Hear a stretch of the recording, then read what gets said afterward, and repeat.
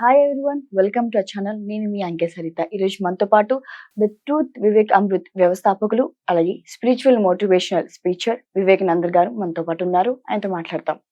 నమస్తే సార్. గురువు గారు ఇందాక నుంచి చాదస్తం గురించి మాట్లాడుతున్నారు.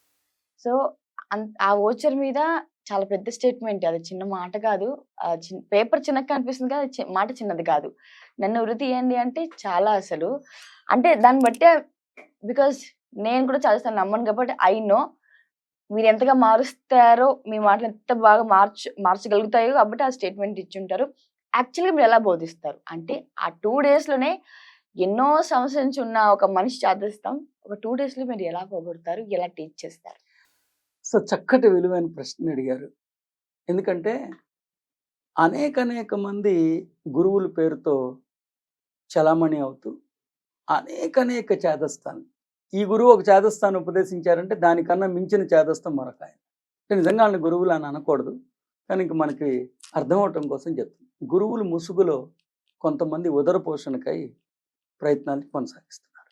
మీరు అన్నట్లుగా ఈయన దగ్గర నుంచి తప్పించుకుంటే ఆయన ఇంతకన్నా మించిన చేదస్తాం, ఆయనకి దగ్గర నుంచి తప్పించుకుంటే ఆయనకి అంతకన్నా మించిన చేదస్తాం. వాళ్ళు ఎలాంటి చెప్తారంటే మనం ప్రాక్టికల్గా అంటే ఆచరణ సాధ్యం కానివి చెప్తారు. ఒకవేళ ఆచరించగలిగిన 2 రోజుల్లో 3 రోజుల్లో చేయగలుగుతాం, 3 రోజుల తర్వాత అది చేయలేము. చేయలేకపోవటం వల్ల మన జీవితాలు నాశనం అయిపోయాయేమో, మనం చేయకూడదు చేసాము అంటే అపరాధ భావన అంటాం తల్లి, గిల్టీ కాన్షియస్నెస్ అంటారు. ఆ గిల్ట్ పెంచేస్తారు. ఆ గిల్ట్ పెంచితే ఇంకా అసలు మనం జైల్లో ఉన్నట్టే, చెరసాలలో జీవిస్తున్నట్టే. సరే, మీరు అడిగిన చక్కటి సూటి ప్రశ్న అడిగారు. What exactly is the medicine, what exactly you teach. సరిగ్గా ఏ జ్ఞానం చెప్పి మీరేం చెప్తారు, ఏం చెప్పి చాదస్తాల సుడిగుండంలో కొట్టుమిట్టాడుతున్న వాడికి విముక్తి, సత్య సౌరభాలను ఆగ్రహింపజేస్తారు, పరిమళాత్మకమైన ప్రజ్ఞా సుగంధాలని ఆగ్రహింపజేస్తారు కదా మీ ప్రశ్న. నేను సాధకులకి స్వస్వరూప జ్ఞానం ఉపదేశిస్తా, స్వస్వభావ జ్ఞానం ఉపదేశిస్తా, సత్యం ఏంటో తెలియజెప్తా. ఇంకా చెప్పాలంటే స్వస్వరూప జ్ఞానం, స్వస్వభావ జ్ఞానం. మీకు అభ్యంతరం లేకపోతే ఒకసారి అట్టర్ చేయండి మీరు. స్వస్వరూప జ్ఞానం, స్వస్వరూప జ్ఞానం. Thank you. స్వస్వరూప జ్ఞానం, స్వస్వభావ జ్ఞానం. మనం ఇదొక ఆధ్యాత్మిక సదస్సు అనుకున్నాం కదా. నేను ఆధ్యాత్మికతని, తత్వజ్ఞానామృతాన్ని ఉపదేశించే ఒక గురువరేణ్యుడిగా నన్ను మీరు పరిచయం చేశారు. నేను కూడా మీకు అలాగే పరిచయం చేసుకున్నాను. ఇదొక ఆధ్యాత్మిక సదస్సు కదా, ఇట్స్ ఎ స్పిరిచువల్ డిస్కోర్స్ కదా. ఇదొక ఆధ్యాత్మిక సదస్సు అంటే అసలు ఆధ్యాత్మికత అంటే ఏంటి, అక్కడి నుంచి నేను ఉపదేశించడం మొదలు పెడతాను. అందరూ అనుకున్నట్లుగా ఆధ్యాత్మికత అంటే చాదస్తము కాదు. అందరూ అనుకున్నట్లుగా ఆధ్యాత్మికత అంటే భగవంతుడి కోసం బాహ్యంలో అన్వేషించడం కాదు. ఆధ్యాత్మికత అన్న సుశబ్దానికి ఆచార్యులైన శ్రీకృష్ణుడు భగవద్గీత అక్షర పరబ్రహ్మయోగం అంటే 8వ అధ్యాయం 3వ శ్లోకంలో చాలా విపులంగా వివరంగా ఉపదేశించారు. ఆధ్యాత్మికత అంటే స్వస్వభావ, ఆధ్యాత్మికత అంటే స్వస్వరూపము. ఆధ్యాత్మికత అంటే అందరూ అనుకున్నట్లుగా భగవంతుడిని బయట వెతకడం కాదు, భగవంతుడి పేరు మీద చేదస్తాలు కాదు. ఆచార్యులైన శ్రీకృష్ణుడు మనందరం ఎవరినైతే దైవంగా భావించి అనునిత్యం పూజిస్తున్నామో స్వయంగా శ్రీకృష్ణుడే భగవద్గీతలో అక్షర పరబ్రహ్మ యోగంలో 3వ శ్లోకంలో ఆధ్యాత్మికత అంటే స్వస్వరూప జ్ఞానం, స్వస్వభావ జ్ఞానం అని తెలియజేశారు. ఇప్పుడు సహజంగా మీ ప్రశ్న, ఇంతకీ స్వస్వరూప జ్ఞానం అంటే ఏంటి సార్, ఇంతకీ స్వస్వభావ జ్ఞానం అంటే ఏంటో తెలియజేయమని ఖచ్చితంగా మీ ప్రశ్న అదే అయింది. స్వస్వరూప జ్ఞానం అంటే నేను ఎవరిని, ఎక్కడి నుంచి వచ్చాను, అసలు ఎందుకు ఈ భూతలంలోకి వచ్చాను, ఈ భూతలంలోకి రావటానికి ఏదైనా లక్ష్యం ఉంటుందా, లేకపోతే యాదృచ్ఛికంగా భూతలంలోకి వచ్చాను. ఒకవేళ ఈ భూతలం నుంచి నిష్క్రమిస్తే, శరీర పతనం జరిగితే నేను ఏ రీతిగా నా ప్రయాణం సాగబోతుంది. వీటినే మనం పంచాంగ శ్రవణం అని కూడా అంటాం. ఇది నేను ఆవిష్కరించింది కాదు, పెద్దలు ఆవిష్కరించిందే. పంచాంగ శ్రవణం అంటే మానవుడి జీవితం 5 అంగములతో పరినిర్మితమై ఉంటుందంట.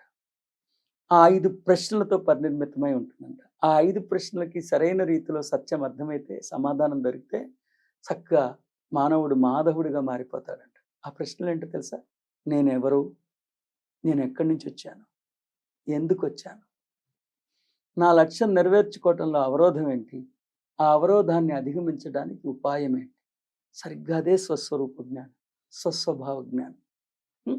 ఆ స్వస్వరూప జ్ఞానం అర్థమైతే, స్వస్వభావ జ్ఞానం కానీ అర్థమైతే ఖచ్చితంగా భయం గుప్పిట్లోంచి మనిషి బయటకు వస్తాడు.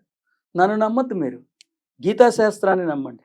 నన్ను నమ్మద్దు మీరు, మన మూల గ్రంథాలను ఒకసారి అధ్యయనం చేయండి.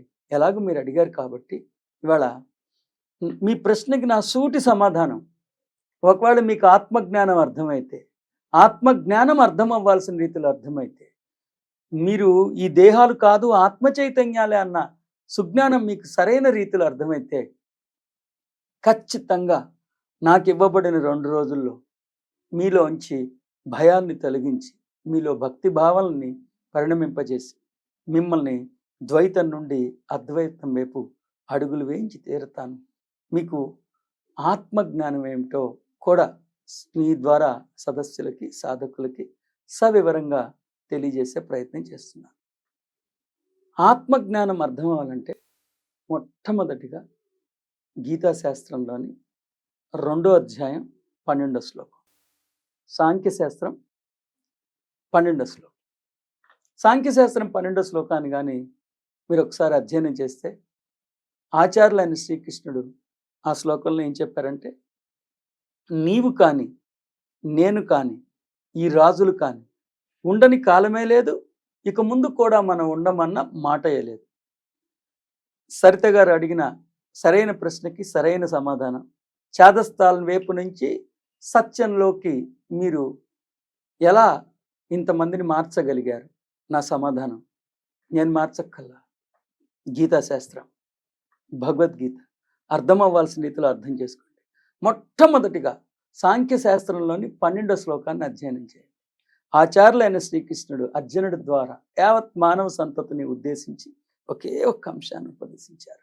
నీవు కానీ నేను కానీ ఈ రాజులు కానీ ఉండని కాలమే లేదు, ఇక ముందు కూడా మనం ఉండమన్న మాటే లేదు. సార్ దాంట్లో అంత విశిష్టత ఏముందండి అని మీరు అడగచ్చు. ఆ విశిష్టతలు ఏంటో చెప్తా, దాని అంతరార్థాలు ఏంటో చెప్తా. ఫస్ట్, శ్రీకృష్ణుడితో సహా మనందరం ఏకకాలంలోనే ఆవిర్భవించాం.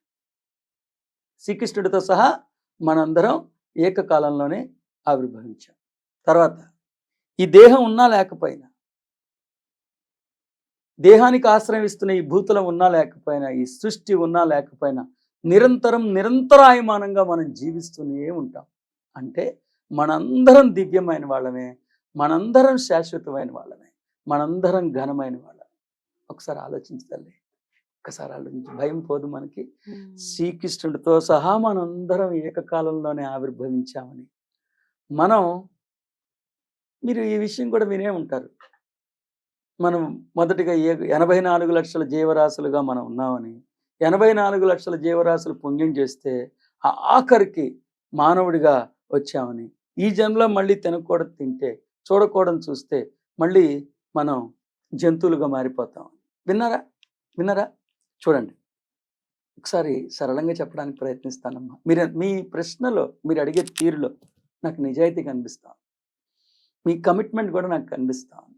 మీ దీనిలోంచి వే అవుట్ ఏదైనా ఉంటుందా అని మీ సిన్సియారిటీలోంచి నేను నిజంగా చెప్తున్నాను తల్లి. ఒకసారి ఆలోచించండి. ఏంటి, మనం ఫస్ట్ ఏగ్గా పుట్టి, ఏగ పుణ్యం చేస్తే దోమగా ప్రమోషన్ వచ్చి, దోమ పుణ్యం చేస్తే పందిగా పుట్టి, పంది పుణ్యం చేసిందా, పంది పుణ్యం చేస్తే మనం లాస్ట్కి మానవుడు అయ్యామా? ఇంకా ఏమని బెదిరిస్తున్నారు తెలుసా?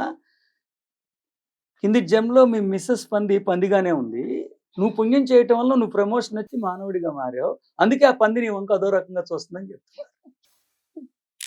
ఎంత దయనీయంగా చెప్తున్నారమ్మా, ఎంత దుర్మార్గం అమ్మా. పంది ఏం పుణ్యం చేస్తుంది? దాని జీవలక్షణం ఏదైతే అది చేస్తుంది కదా. మరి భయం కాదు? నువ్వు తినకూడదు తింటే, చూడకూడదు చూస్తే మళ్ళీ పంది అయిపోతావు అన్నప్పుడు భయపడిపోరు కదా. ఒక్కసారి 2వ అధ్యాయం 12వ శ్లోకం కానీ మీకు అర్థమైతే, నీవు కానీ నేను కానీ ఈ రాజులు కానీ ఉండని కాలమే లేదు, ఇక ముందు మనం ఉండమన్న మాటే లేదన్న సత్యం మీకు తేటపడిపోతే మనందరం శాశ్వతమైన వాళ్ళమని తెలిసిపోతుంది. మనందరం శ్రీకృష్ణుడితో సహా మనందరం ఏకకాలంలోనే ఆవిర్భవించామని సత్యం తెలిసిపోతుంది.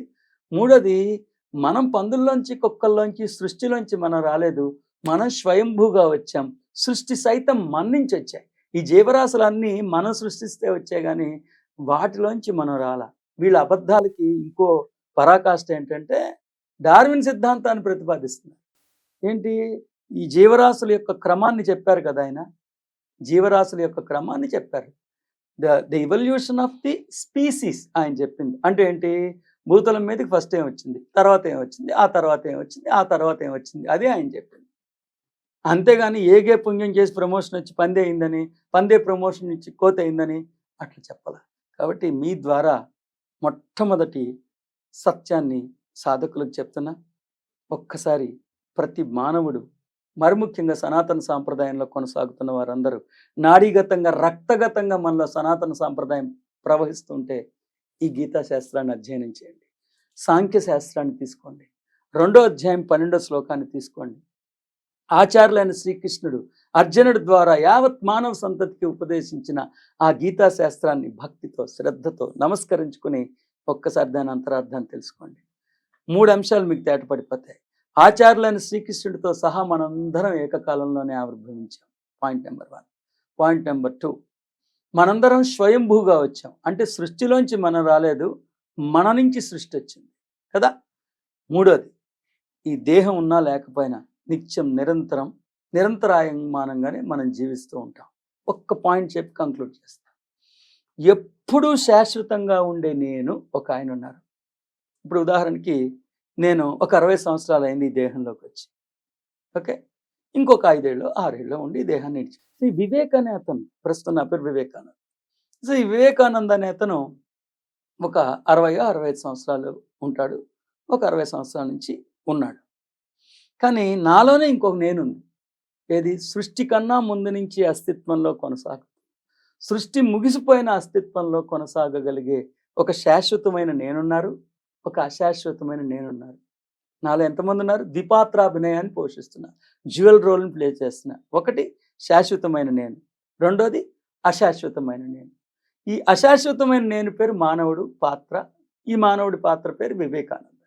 కానీ నాలోనే ఒక్కసారి ఆత్మ చైతన్యం ఏమిటో తెలిస్తే, ఆత్మ చైతన్యమే నేను అని మీరు అర్థం చేసుకోగలిగితే, ఆత్మ జ్ఞానం మీ మస్తిష్క కణజాలాల సముదాయంలో అనుష్ఠానంగానే అవ్వగలిగితే, భయం శృంఖలాలని ఛేదించుకుని పరిమళాత్మకమైన ప్రజ్ఞా సుగంధాల వైపు అడుగులు వేస్తూ అద్వితీయమైన అద్వైత శిఖరానికి చేరుకోవటం సాధ్యమేనని మరొకసారి తెలియజేసుకుంటూ స్వస్తి. జయ.